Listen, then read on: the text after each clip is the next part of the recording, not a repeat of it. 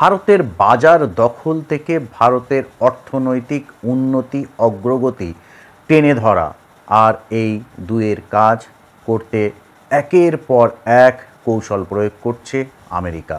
আমরা জানি এই মুহূর্তে ভারত চতুর্থ অর্থনৈতিক দেশ এই বিশ্বে। স্বাভাবিকভাবে ভারতের অগ্রগতি আমেরিকার এখন মাথা ব্যথার কারণ হয়ে দাঁড়িয়েছে।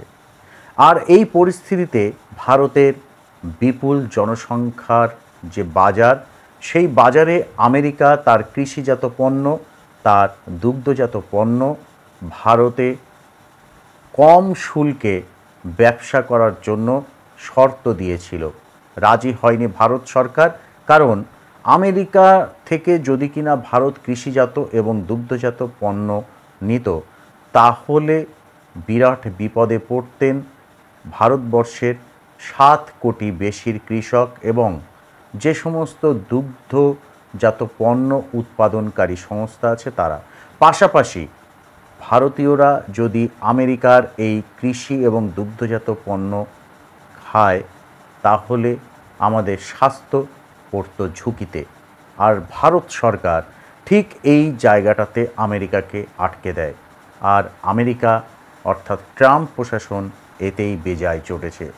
একের পর এক ট্যারিফ তারা বসাচ্ছে, কখনো 25%, কখনো 50%, কখনো 100%। চুপচাপ ভারত আমেরিকার প্রেসিডেন্ট ডোনাল্ড ট্রাম্পের এই ট্যারিফ যুদ্ধ প্রতিহত করেছে, মোকাবেলা করেছে, পাল্টা চাল চেলেছে। ফলস্বরূপ আমরা কি দেখলাম? ব্রাজিলের প্রেসিডেন্ট লুলা ডি সিলভা তিনি বললেন কি, আমি আমেরিকার প্রেসিডেন্ট ডোনাল্ড ট্রাম্পকে ফোন করব না। কথা যদি বলতে হয় তাহলে নরেন্দ্র মোদি, শি জিনপিং, পুতিনকে ফোন করব। করলেনও তাই। বেশ কিছু রাষ্ট্রনেতাকে তিনি ফোন করলেন এই 3 দেশের।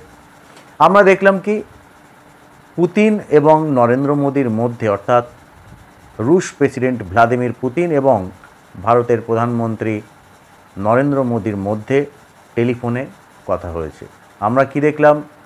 ভারতের বিদেশমন্ত্রী এস জয়শঙ্কর এবং এনএসএ অর্থাৎ জাতীয় নিরাপত্তা উপদেষ্টা প্রধান অজিত দোভাল তিনি রাশিয়া সফরে।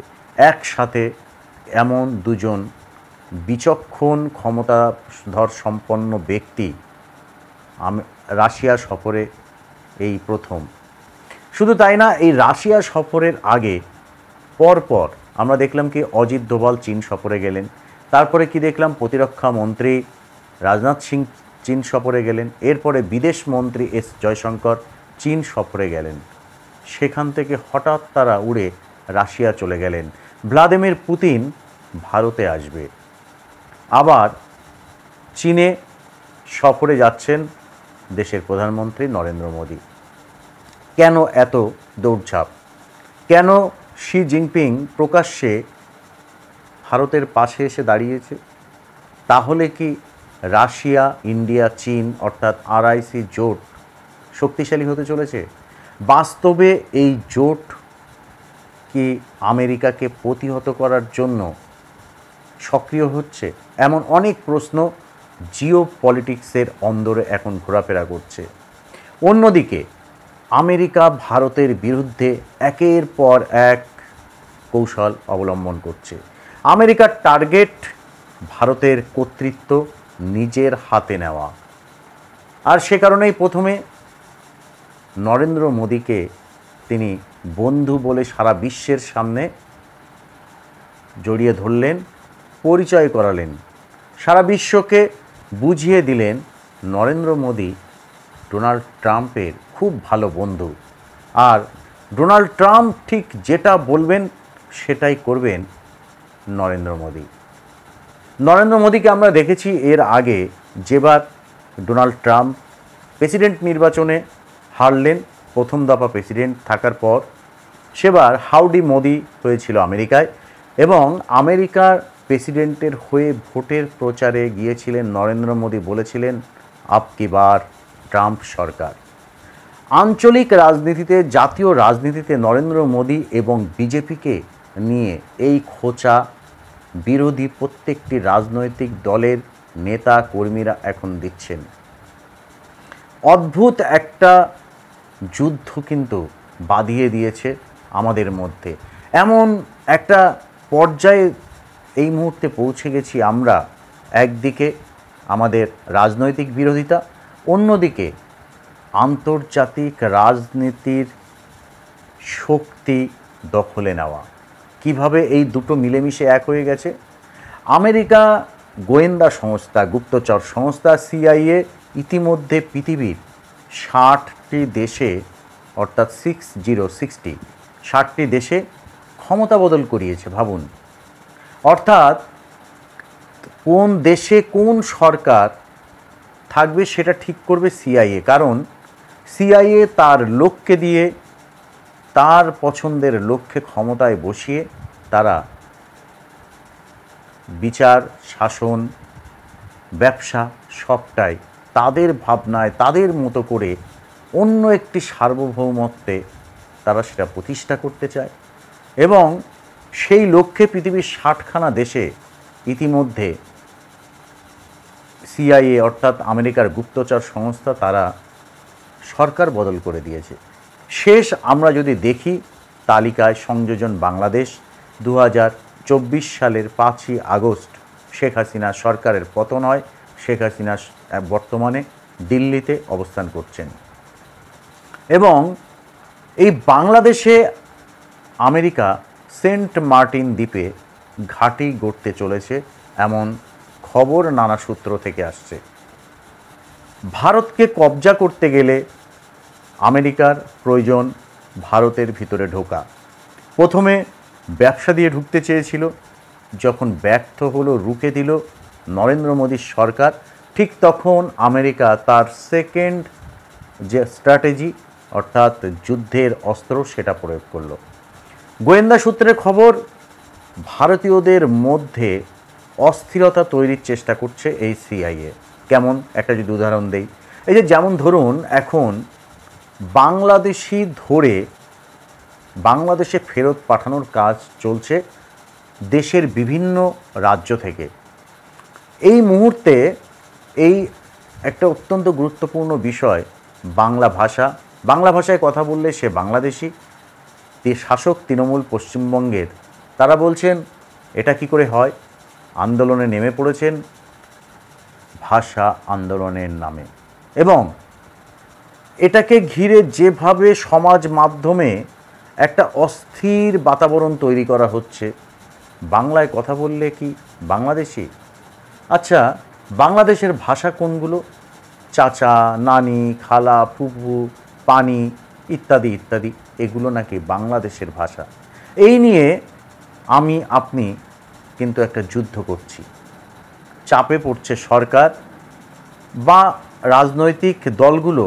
আসলে তারা তাদের নিজস্ব ভোট ব্যাংক ধরে রাখতে গিয়ে তারা কি করছে, একে অপরের বিরুদ্ধে এক একটা ইস্যু নিয়ে যেভাবে মন্তব্য যুদ্ধ করছেন, এর পিছনে আমেরিকা নেই তো কৌশলে? আমরা হয়তো জানি না কে করাচ্ছে, কেন করছে, কেন ট্রেন্ড হচ্ছে। সূত্রের খবর, আসলে সিআইএ এবং আইএসআই ভারতে গৃহযুদ্ধ বাঁধানোর চেষ্টা করছে। বিভিন্ন জিও পলিটিক্যাল বিশ্লেষক তারা কিন্তু তাদের বিশ্লেষণে এমন কথা বলছেন। এবং ইতিমধ্যে একটি বিষয় পরিষ্কার হয়ে গেছে, আমেরিকার গোয়েন্দা সংস্থা সিআইএ আর পাকিস্তানের গোয়েন্দা সংস্থা আইএসআই তারা একটা বাহিনী তৈরি করেছে।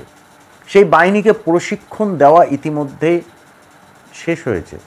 রাওয়ালপিন্ডিতে বসে এই বাহিনী ভারতের বিরুদ্ধে, ভারতের মধ্যে অস্থিরতা তৈরি করার চেষ্টা করছে। কিভাবে? ভারতের আভ্যন্তরীণ রাজনীতিতে যখনই কোনো ইস্যু নিয়ে কপচাকপচি হচ্ছে, রাজনৈতিক কপচাকপচি, সেই ইস্যুগুলোকে আরও বেশি রিজভাল করিয়ে দিচ্ছে। আমাদের ভিতরে উগ্রতা তৈরি হচ্ছে, ফেক অ্যাকাউন্ট তৈরি করে নানা রকম মন্তব্য করছে। আমরা যদি দেখি আমাদের পশ্চিমবঙ্গের বাংলা ভাষায় যে সংবাদ মাধ্যমগুলো আছে, সেখানে দেখবেন অদ্ভুত অদ্ভুত সব নাম, ছবি নেই। এমনকি বাংলাদেশের তারা বিভিন্নভাবে কিন্তু এমন সব মন্তব্য করছেন। আজই দেখছিলাম যে যখন চীন এবং ভারতের মধ্যে একটা সম্পর্ক তৈরি, বলবো না, সম্পর্কটা প্রকাশ্যে বলা ভালো, এসছে, কারণ ভারত এবং চীনের সম্পর্কটা বোঝা কিন্তু অত্যন্ত বোঝার মতো।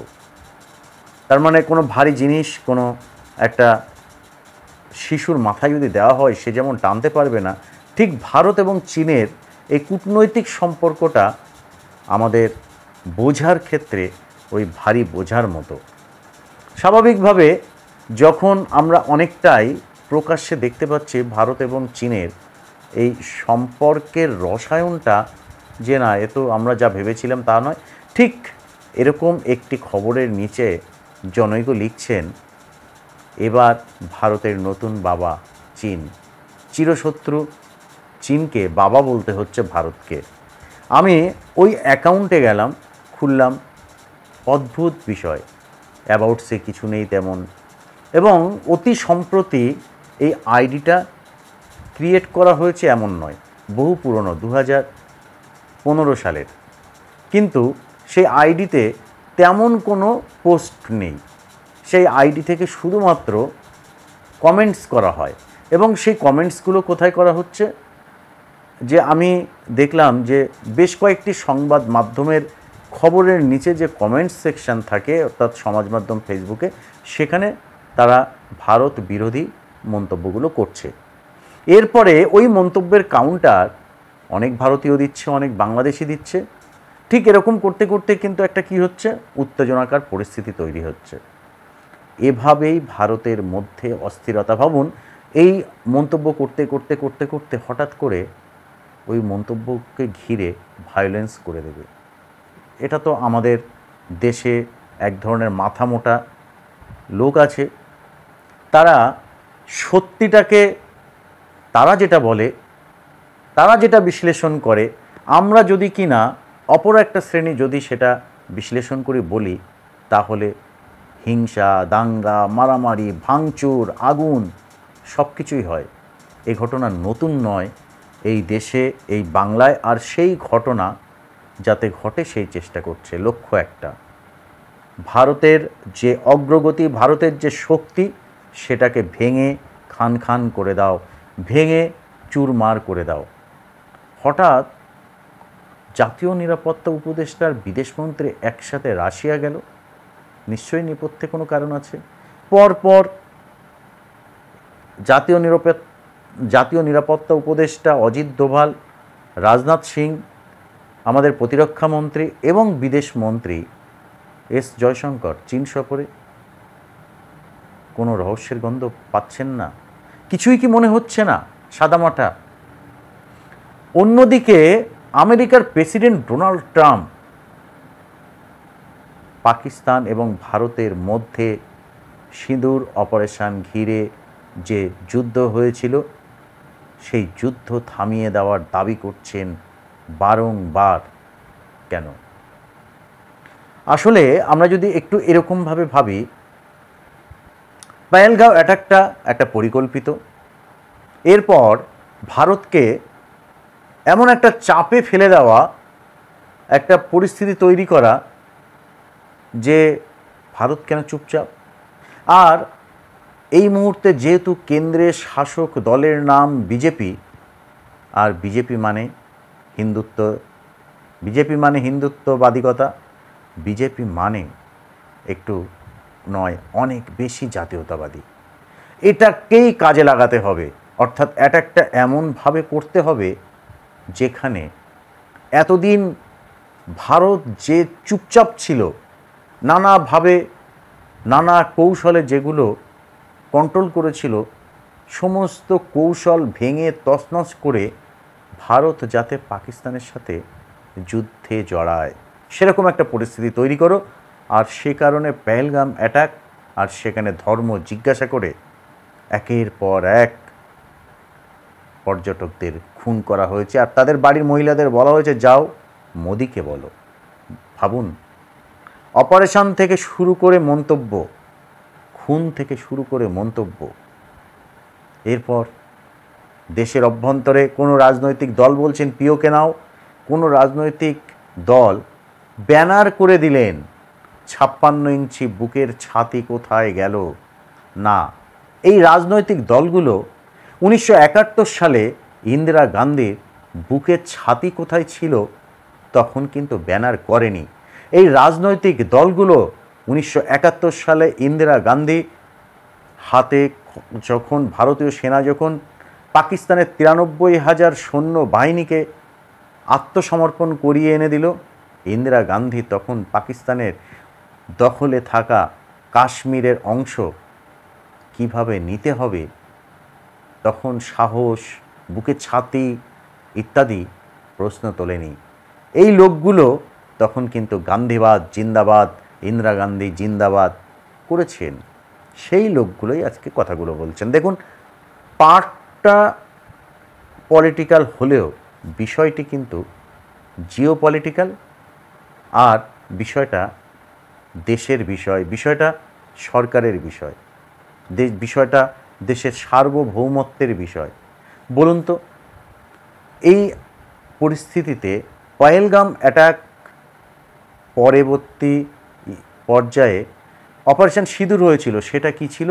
পাকিস্তানের থেকে মদতপুষ্ট প্রশিক্ষণ নেওয়া যে জঙ্গি সদস্যরা পহেলগাম অ্যাটাক করেছিল সেই ঘাঁটি গুড়িয়ে দেওয়া, পিওকে নেওয়া নয়। অথচ আমাদের দেশের রাজনৈতিক দলগুলো কি বলছিল? কখন কখন কখন কবে, অর্থাৎ তারা চাইছিল যুদ্ধ। বলুন তো, এই মানসিকতাটা আমাদের মধ্যেও এসেছিল। অনেকেই অনেক রকম মন্তব্য উস্কে দিয়েছিল, ট্রেন্ড করা হয়েছিল। নেপথ্যে ছিল আসলে আমেরিকার গোয়েন্দা সংস্থা সিআইএ, পাকিস্তানের গোয়েন্দা সংস্থা আইএসআই। আমি আপনি সমাজ মাধ্যমে মন্তব্য করার সময় কিন্তু আমাদের মাথায় বিষয়টি থাকবে না, থাকে না, আমারও থাকে না। এখন এরপরে ভারত অপারেশন সিঁদুর করলো, করার পরে কেমন একটা অদ্ভুত বিষয়, জেডি ভান্স আমেরিকার ভাইস প্রেসিডেন্ট, তিনি কি করছেন? তিনি যোগাযোগ রেখেছিলেন ভারতের সাথে। কি বলছেন? যে পাকিস্তান কিন্তু হামলা করার জন্য তৈরি হচ্ছেন। কাকে বলেছেন? দেশের প্রধানমন্ত্রী নরেন্দ্র মোদীকে। হঠাৎ এত প্রেম, পাকিস্তান যদি হামলা করে ভারত তার যথোপযুক্ত জবাব দেবে, জেডি ভান্সকে বলেন নরেন্দ্র মোদী। আর পাকিস্তান অ্যাটাক করার আগে ভারত অ্যাটাক করে পাকিস্তানের 11টি বিমান ঘাঁটিতে, যেখানে পাকিস্তানের কোমর মোটামুটিভাবে ভেঙে যায়। আর দুটি বিমানবন্দরের অবস্থা এমন হয়েছে আজও পর্যন্ত সেই বিমান ঘাঁটি ব্যবহার করতে পারেনি পাকিস্তান। ঘটনার 90 দিন পেরিয়ে গেছে। আর এর ভিতরে একটি বিমানবন্দরের, একটি সেনা বিমানবন্দরের পাশে ছিল আমেরিকার অস্ত্র লুকিয়ে রাখা। সেখানেই গিয়ে মিসাইল পড়ে, ক্ষতিগ্রস্ত হয়, নড়ে চড়ে বসে আমেরিকা। এরপর পাকিস্তানকে দিয়ে সিজ ফায়ারের প্রস্তাব দেয় ভারতকে। ভারত প্রথম থেকেই কিন্তু বুঝে গেছে আসলে এই যে পাকিস্তান ভারতের সাথে প্রক্সি যুদ্ধ করে, এবং বহুবার পৃথিবীর নানা দেশ, বিশেষ করে আমেরিকার ডিপ স্টেট, তারা বহুবার চেয়েছিল ভারত এবং পাকিস্তান যেন যুদ্ধে জড়ায়। এমনকি যে চীন এখন ভারতের হয়ে কথা বলছে, পাশে দাঁড়িয়ে কথা বলছে আমেরিকার বিরুদ্ধে, সে চীনও তার অস্ত্র ব্যবসার জন্য চেয়েছিল যে পাকিস্তান ভারতের যুদ্ধ হোক। এই নানা রকম সমীকরণে পাকিস্তান ব্যবসা শুরু করে। পাকিস্তান বলতে কারা এই ব্যবসা করছে? পাকিস্তানের সেনাবাহিনী, পাকিস্তানের গোয়েন্দা সংস্থা আইএসআই। তাদের তো উভয় তরফ থেকে লাভ। একই প্রোডাক্ট আমেরিকার কাছেও বিক্রি করছে, চীনের কাছেও বিক্রি করছে। এর মধ্যে থেকে ভারত নানা কৌশলে পাকিস্তানের এই প্রক্সি যুদ্ধ, অর্থাৎ ছায়া যুদ্ধটাকে তারা নিয়ন্ত্রণ করে, সেনাবাহিনী নিয়ন্ত্রণ করে। ভারত সরকার কূটনৈতিক চ্যানেলে বিষয়টি নিয়ন্ত্রণ করে অর্থনৈতিকভাবে এগিয়ে যাচ্ছিল, কারণ যুদ্ধ মানেই কিন্তু ক্ষতি, যুদ্ধ মানে পিছিয়ে যাওয়া, যুদ্ধ মানে রক্ত ঝরা, যুদ্ধ মানে গোলা বারুদ বিমানের ধ্বংস হওয়া। আর এই কারণেই ভারত সরকারের যারা বিভিন্ন সময়ের মনমোহন সিং সরকার থেকে নরেন্দ্র মোদী সরকার, এই জায়গাটা কিন্তু আধিকারিকরা, আমলারা, সেনাবাহিনীর সদস্যরা বুঝেছিল দেশকে এগিয়ে নিয়ে যেতে হবে, যুদ্ধ করার সময় এখন নয়। এরপর আমরা দেখলাম কয়েক মাস আগে ভারত পৃথিবীর চতুর্থ অর্থনৈতিক শক্তিধর দেশ। ভারত ক্রমশ এগোচ্ছে। যে ভারত সবসময় মাথা নিচু করে থাকতো, সেই ভারত কেন কোনো মন্তব্য করছে না? অপেক্ষা অপেক্ষা অপেক্ষা। ডোনাল্ড ট্রাম্প ধৈর্যহীন হয়ে যাচ্ছে, কেন নরেন্দ্র মোদী কিছু বলছে না? একের পর এক ট্যারিফ তাস ফেলছে, একের পর এক ট্যারিফ ক্ষেপণাস্ত্র ছুটছে ভারতের বিরুদ্ধে। ওয়ালমার্ট, অ্যামাজন, তারা ভারতের পণ্য, বিশেষ করে পোশাক, আমেরিকায় আর অর্ডার নিচ্ছে না, নেবে না এমন সিদ্ধান্ত নিয়েছে। 50% কর বসিয়েছে ভারতীয় পণ্যের উপর আমেরিকা, এবং কথা না শুনলে 100% কর প্রয়োগের হুমকি দিয়েছে। ভারত সরকার বলেছে সব ধরনের পরিণতি সামলে নেব, পরিণতি যাই হোক না কেন সামলে নেব। অত্যন্ত ইঙ্গিতপূর্ণ মন্তব্য করেছেন দেশের প্রধানমন্ত্রী নরেন্দ্র মোদী। অর্থাৎ থেমে নেই, পিছু হটা কোনো কারণ নেই। সোজা জাতীয় নিরাপত্তা উপদেষ্টা, বিদেশমন্ত্রীকে রাশিয়ায় পাঠিয়ে দিলেন। পুতিন আর শি জিনপিংয়ের সাথে বৈঠক করবেন দেশের প্রধানমন্ত্রী নরেন্দ্র মোদী। সেই বৈঠকে অনেক কিছু হবে। প্রশ্ন হলো, বিভিন্ন ইস্যু দিয়ে যদি দেশের নাগরিকদের মধ্যে হিংসা হানাহানিতে জড়িয়ে দেওয়া যায়, তাহলে আইন শৃঙ্খলা থেকে শুরু করে যাবতীয় সব কিছু সামলাতে গিয়ে অনেকটাই পিছিয়ে পড়বে ভারত। আর সেই সুযোগে কাজে লাগাবে ডোনাল্ড ট্রাম্প। এমন একটা ছক কষেছে, এবং অনেকেই আশঙ্কা করছেন ভারতবর্ষের সরকার পরিবর্তন করিয়ে দিতে পারে আমেরিকার গোয়েন্দা সংস্থা CIA, পাকিস্তানের গোয়েন্দা সংস্থা ISI। দেখুন, রাজনৈতিক যুদ্ধ, রাজনৈতিক প্রতিপক্ষতা, বিরোধিতা থাকবে, কিন্তু সেটা যেন কখনো দেশকে ক্ষতি না করে। আর এই বিরোধিতার কন্ট্রোল পাওয়ার যেন পাকিস্তানের ISI আর আমেরিকার CIA এর হাতে না থাকে। আমাদের মন্তব্য করা থেকে বিরত থাকতে হবে। অনেক ক্ষেত্রেই মন্তব্য করা থেকে বা করার সময় বিষয়টি মাথায় রাখতে হবে। আপনারা কি মনে করেন? কি করবেন? সমাজ মাধ্যম ফেসবুক বয়কট করা মন্তব্য করার ক্ষেত্রে সঠিক সিদ্ধান্ত নয় কি? আমরা যখন মন্তব্য করছি, সেই মন্তব্যে ফায়দা যেন আমেরিকা, পাকিস্তান না নেয়, ক্ষতিগ্রস্ত যেন দেশ না হয়। কারণ এটাও এক ধরনের যুদ্ধ। আর এই যুদ্ধের নাম হচ্ছে ডিজিটাল যুদ্ধ। এমন এক অসম যুদ্ধ। আমি আপনার বিরুদ্ধে, আপনি আমার বিরুদ্ধে যুদ্ধ করছেন। আসলে আমরা যুদ্ধ করছি আমেরিকার হয়ে, পাকিস্তানের হয়ে, নিজের দেশের বিরুদ্ধে। আপনাদের মন্তব্য এ বিষয়ে কি মনে করেন? আপনারা কমেন্টস করবেন, সাবস্ক্রাইব করবেন চ্যানেলটি। আর ভিডিওটি যদি ভালো লেগে থাকে শেয়ার করবেন আপনার পরিচিত মহলে। ভালো থাকবেন।